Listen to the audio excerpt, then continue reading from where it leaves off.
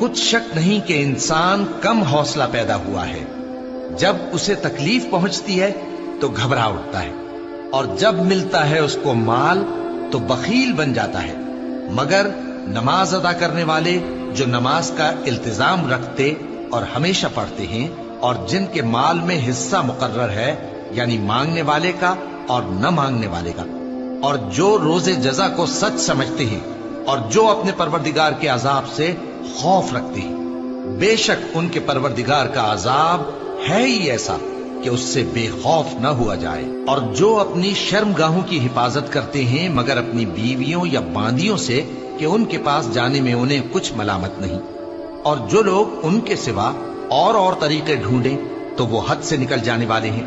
اور جو اپنی امانتوں اور اپنے عہد و پیمان کا پاس کرتے ہیں، اور جو اپنی گواہیوں پر قائم رہتے ہیں، اور جو اپنی نماز کی پابندی کرتے ہیں،